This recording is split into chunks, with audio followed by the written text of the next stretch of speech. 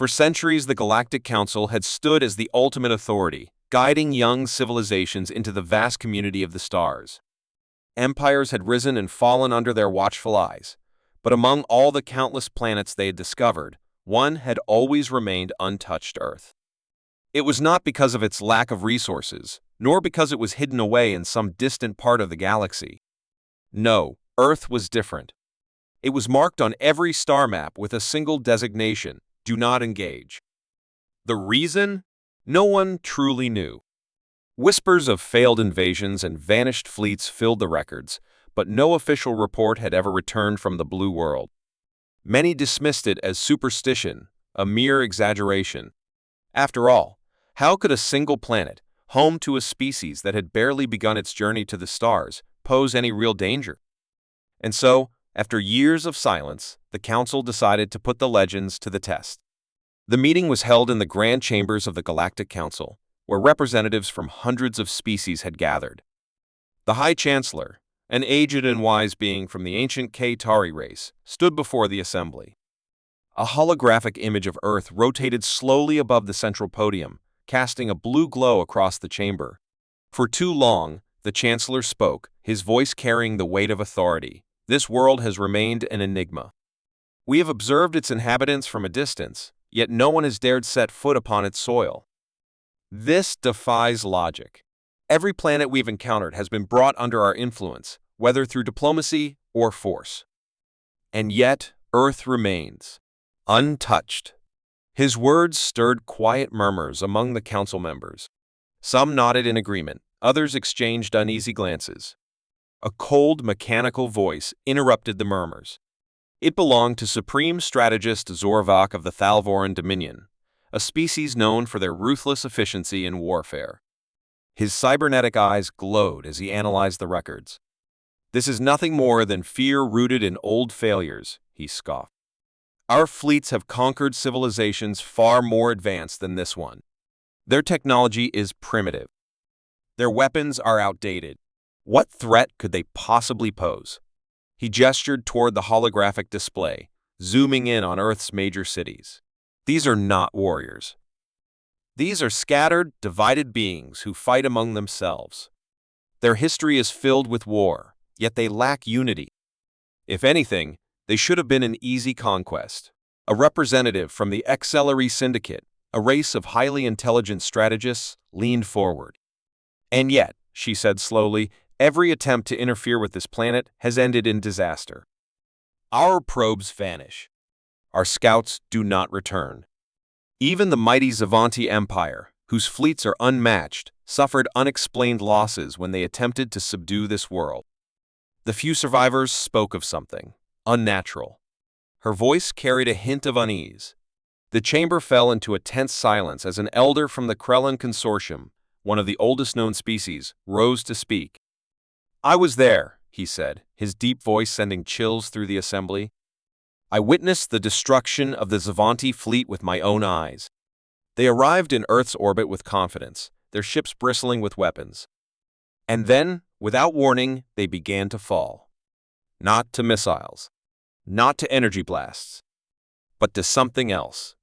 Some ships simply shut down, their systems refusing to function. Others turned against each other as if controlled by an unseen force. It was not a battle. It was a massacre." The room grew colder. Even the war-hardened generals exchanged uncertain glances. The records of Earth's history painted a picture of a world constantly at war, a species that thrived on conflict and adapted to any challenge. But that alone could not explain what had happened to the Zavanti fleet. Something was different about Earth. Something that defied logic. The High Chancellor finally spoke again. "There is only one way to uncover the truth," he declared. "We will send an expeditionary fleet not to conquer, but to observe. To learn. We will find out why this planet remains beyond our reach." His eyes scanned the room. "If Earth is truly as dangerous as the legends say, then we must understand why before it is too late."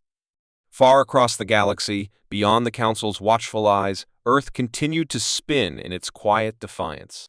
Its people, unaware of the meeting taking place among the stars, lived their lives as they always had, struggling, fighting, surviving. Little did they know that eyes from distant worlds had turned toward them once again. And this time, the galaxy would learn exactly why Earth was never meant to be conquered. The expeditionary fleet arrived at the edge of the Sol system in absolute silence. Their ships, crafted with the finest technology the Galactic Council had to offer, hovered like silent specters against the endless void of space. Their mission was clear: observe, study, and understand why Earth had remained untouched for so long. No weapons were to be fired, no hostile action taken. It was a simple reconnaissance mission, or so they believed. From a distance, Earth appeared unremarkable, a planet like any other. It had blue oceans, vast continents, and swirling clouds that danced over its surface. The fleet's commanders saw no sign of advanced planetary defenses, no orbital stations bristling with weaponry, nothing that suggested this world was dangerous. To them, the warnings from the Council seemed like the ramblings of old fools afraid of ghosts. Confident in their superiority, they made their first mistake. They assumed Earth was defenseless simply because it lacked the technology they were used to seeing. A sleek scout vessel was the first to descend, gliding unnoticed into Earth's atmosphere. Its crew, a team of highly trained explorers from the Acceleri species, believed they were untouchable. Their ship had cloaking technology far beyond anything humans could detect, rendering them invisible to all known forms of surveillance. They chose a remote landing zone, deep in the forests of a quiet region, expecting to go completely unnoticed. As their ship touched down, they activated their scanners, eager to begin their study of this primitive world. They had read about Earth's history, about its wars, its conflicts, its never-ending struggle for dominance. It all seemed primitive to them, chaotic and disorganized, nothing like the structured empires of the Galactic Council. But what they failed to understand was that this very chaos was what made humanity so dangerous. The Acceleri team moved carefully through the dense trees, their scanners picking up traces of human settlements not too far away. They expected the humans to be oblivious, unaware of their presence. What they didn't know was that humanity had learned to notice the slightest changes in their environment, a survival instinct honed through centuries of war and hardship. The moment the ship had entered the sky, it had been seen. A single farmer, working late into the evening, had noticed an unnatural shimmer in the air. He had no advanced technology, no scanners or detection systems, just a gut feeling that something wasn't right. Instead of dismissing it, he made a call. Within minutes, an unknown presence in the forest had become the talk of the town. And in a place like Earth, where people had grown up hearing stories of invaders, conspiracies, and hidden threats, no one ignored something suspicious. The first sign of trouble for the Acceleri team came when they noticed movement in the trees. At first, they thought it was just Earth's primitive wildlife, but then the movement became deliberate. Shadows shifted in ways that no animal could replicate. The team leader signaled the others to stay alert. But it was already too late. A sudden explosion of motion erupted around them as figures in dark clothing emerged from the trees, weapons raised. The Acceleri barely had time to react before they were surrounded. They were stunned not by the fact that they had been caught, but by who had caught them. These weren't soldiers. They weren't trained military operatives. They were civilians, ordinary humans.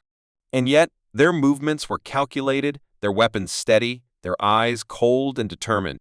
The Acceleri realized too late that they had gravely miscalculated. One of the humans, a tall man with a scar running down his cheek, stepped forward, a rifle resting casually in his hands.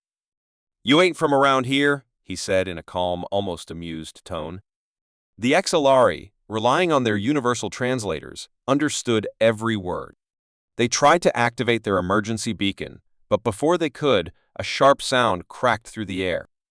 A single bullet struck their communication device, shattering it instantly. The humans didn't just capture them, they knew exactly what to disable. The Acceleri had studied Earth's military forces, but they had ignored its people, the very thing that made the planet dangerous. These were not mindless civilians who would panic at the sight of an alien presence. These were survivors. Humans had been fighting wars long before they ever dreamed of reaching the stars. And when faced with an unknown enemy, they didn't run. They adapted. Back in orbit, the fleet's commanders grew restless. Their scout team had gone silent, and attempts to reach them were met with dead static. Something was wrong. The mission had been simple: land, observe, report. There should have been no threats, no complications. But Earth was proving to be just as unpredictable as the legends had warned. The fleet's admiral, an experienced strategist from the Thalvoran Dominion, made a fateful decision. "Send another team," he ordered. "Recover the scouts. If this planet thinks it can challenge us, it will learn what true power looks like." But what the admiral failed to realize was that power on Earth was not measured by technology or weapons alone. Power was found in resilience, in cunning, in the way humans turned every invasion into a lesson, every battle into a test. The aliens believed they were the hunters. They were wrong. They had just walked into the domain of the deadliest species in the galaxy. And they had made their first mistake. The galactic fleet watched in frustration as their second scout team vanished without a trace. There had been no distress signals, no signs of a struggle, just silence, as if the planet itself had swallowed them whole. This was no longer a simple reconnaissance mission. Earth had made its stance clear. The fleet's admiral, a seasoned warrior from the Thalvoran Dominion, refused to accept the idea that an underdeveloped species had bested his forces. He had seen civilizations kneel before the Dominion's power, entire worlds reduced to ruins at their command. Humans were no different, he told himself. They were a young race, barely reaching out into space, their technology inferior in every way. If they had resisted, it could only be through luck or deception. And luck could only last so long. With growing impatience, he ordered a full deployment of his forces. This was no longer an observation mission, it was an assertion of dominance. The ships descended through Earth's atmosphere, their hulls gleaming under the light of the sun, casting massive shadows over the lands below. Thousands of heavily armed soldiers prepared for deployment, ready to crush whatever insignificant resistance awaited them. And yet, hidden beneath his confidence, a whisper of doubt remained. If humans were truly weak, why had none of his forces returned? The first wave landed near what their scans identified as a major city. The plan was simple: establish a command post, seize control, and demand submission. This strategy had worked countless times before. As the dropships touched the ground, armored soldiers marched out in perfect formation, their weapons primed and scanners sweeping the area. The city seemed strangely quiet. No armies stood in formation, no defenses had been activated. It was as if humanity had already accepted its fate. The admiral smirked. Perhaps the council had been wrong. Perhaps Earth was not dangerous at all. But then the first explosion erupted. A massive fireball tore through the lead dropship, flipping it like a toy and sending soldiers scattering in all directions. Before the admiral could issue an order, gunfire rained down from the rooftops, precise and unrelenting. The invaders activated their energy shields, confident they would withstand primitive ballistic weapons, but to their horror, the bullets tore through their defenses like paper. Somehow, the humans had anticipated their technology and adjusted their weapons accordingly. This was no uncoordinated attack. It was a trap. The soldiers scrambled for cover, seeking to locate their attackers, but the humans moved like shadows, striking from unseen vantage points, disappearing before a counterattack could be made. The admiral's frustration turned to confusion. Where was Earth's army? Where were the tanks, the warships, the fleets of fighter jets? He had expected a direct confrontation, a desperate attempt at resistance. Instead, what he found was something far worse, a species that refused to fight on their enemies' terms. The humans did not march onto battlefields to be slaughtered. They struck from the dark, adapted to every move, turned every mistake into an opportunity. The admiral realized too late that he had misunderstood the true nature of this species. Humans did not see war as an honorable duel between equals. To them, war was survival. Panic spread through the ranks as entire squads vanished into alleyways, ambushed by unseen enemies. Vehicles were hijacked, their pilots dragged from cockpits and replaced by human fighters who instantly figured out how to use alien technology against its creators. Command lines were cut, supply chains collapsed, and soon the once mighty invasion force found itself in complete disarray. The soldiers, trained for conventional warfare, were helpless against an enemy that played by no rules. The admiral, now desperate, ordered a retreat to the landing zone. But the landing zone was gone. Every ship they had left on the ground had been destroyed, stolen, or hijacked. There was no way out. His forces, once proud conquerors, were now prey. Meanwhile, in orbit, the remaining fleet struggled to comprehend what had happened. Their forces, superior in every measurable way, were being dismantled by a species that on paper should have been easy to defeat. The Galactic Council had called Earth an anomaly, a mystery, but the truth was far more terrifying. It was not Earth's technology that made it dangerous. It was not its weapons or defenses. It was its people. No matter what the enemy brought, humans adapted. No matter how powerful the invaders were, humanity found a way to win. And the greatest mistake any species could make was underestimating them.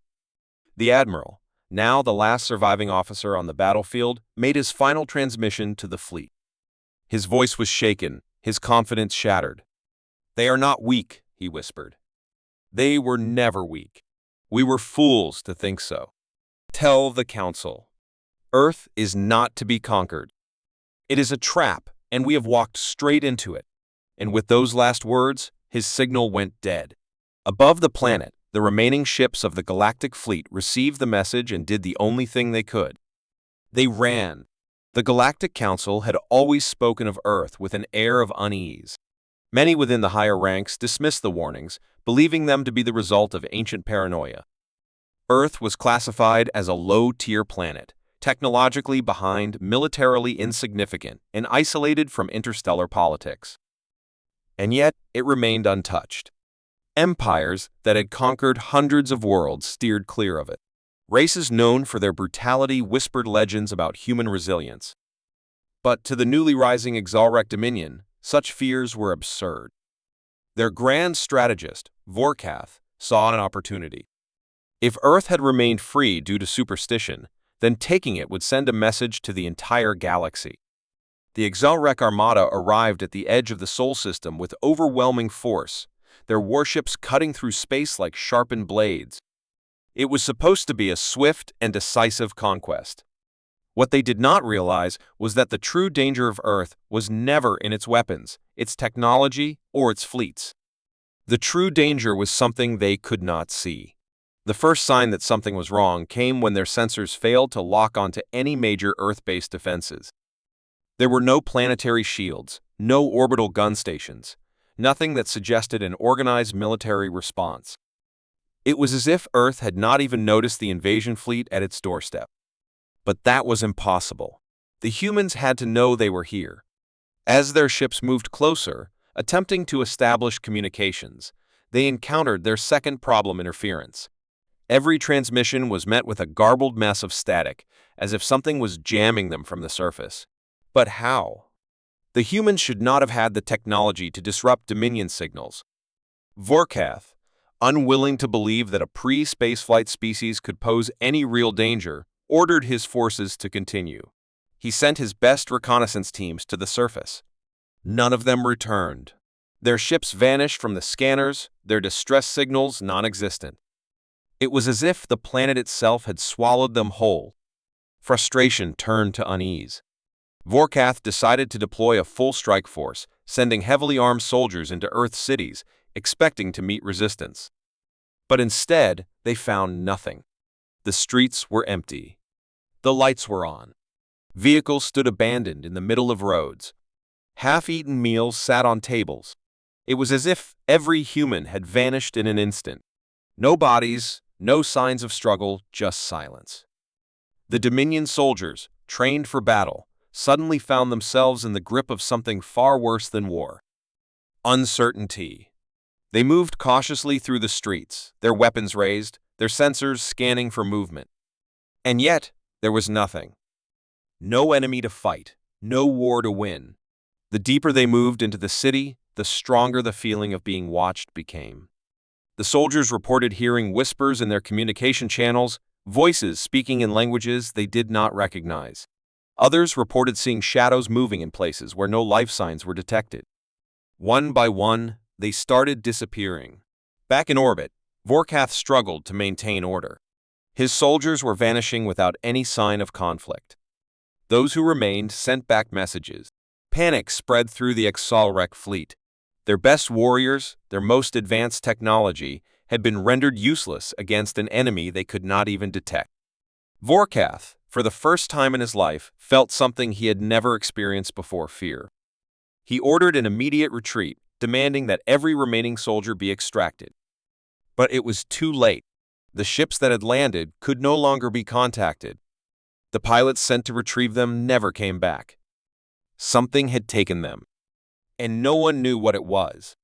Desperation gripped the Dominion fleet as they abandoned their invasion, fleeing from the planet as fast as their engines could carry them. As Vorkath sat in silence aboard his command ship, staring at the blue planet growing smaller in the distance, he finally understood why the galaxy feared Earth. It was not because of its weapons. It was not because of its technology. It was because no one truly knew what lived there, and those who tried to find out never returned. The message came from the far edge of the galaxy, from a system marked as uninhabited on most star charts. A faint, broken transmission, barely readable, drifting through the void like a whisper from the dead. It was detected by a routine listening post on the outer rim of the Zorvian Empire, its weak signal nearly lost in the background noise of space. The technician on duty, a young officer named Relos, initially thought it was just another piece of cosmic interference, the kind of static that filled the darkness between stars. But as he adjusted the filters, the static began to clear, and a voice emerged, frantic, weak, and filled with something terrifyingly human. Relos leaned in, his fingers trembling as he replayed the signal.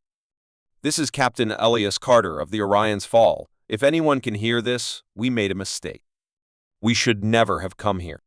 The voice was hoarse, as if the man had been screaming before sending the message. There was silence for a moment, then a deep, ragged breath. "They're not like anything we've seen before. They don't communicate. They don't negotiate.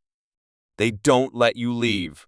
A sudden burst of static cut through, followed by faint sounds in the background, metal creaking, something heavy being dragged, a distant clicking noise. Then Carter's voice returned. "If you're hearing this, don't come looking for us. Don't try to save us. Just erase this system from your maps. Forget we ever existed." Relos felt a cold chill crawl up his spine. He had heard distress signals before, ships stranded in deep space, colonies under attack, but nothing like this. The sheer hopelessness in Carter's voice was unsettling, as if he already knew there was no escape. The transmission continued, but now the words were rushed, desperate. "We thought it was abandoned. No life signs, no warnings. Just a dark planet orbiting a dying star. We sent a team down. They never came back. Then we saw the lights. Not ships. Not weapons. Just eyes. Watching us from the dark." Relos swallowed hard. The station's AI attempted to clean up the transmission, but no amount of processing could remove the raw terror in Carter's voice. "We tried to leave, but something took control of our systems. The engines shut down. The lights flickered. One by one, my crew started changing. First, they stopped talking. Then, they stopped blinking. Then, they started whispering things I couldn't understand. There was a sudden noise, a sharp bang, followed by a deep, unnatural hum that sent a shiver through Relos's bones. The signal wavered, and Carter's breathing became labored. "I'm the only one left," he whispered. "I locked myself in the command module, but I can hear them outside. They're not my crew anymore. They move wrong. They smile too much." A deafening screech filled the transmission, cutting Carter off mid-sentence. The sound was unlike anything Relos had ever heard, metallic, distorted, alive. Then silence. A long, empty pause, stretching for nearly a full minute. Just as Relos thought the transmission had ended, the voice returned, but it was different now. Cold. Emotionless. Wrong. "We are coming," it said, in a voice that sounded almost like Carter's, but not quite. The way it spoke was unnatural, as if the words were being imitated rather than spoken. Then the transmission ended. Relo sat frozen, unable to move, his mind racing with questions. Who or what had taken over Carter's crew? What had they found on that planet? And most importantly, was the message a warning? Or was it an invitation?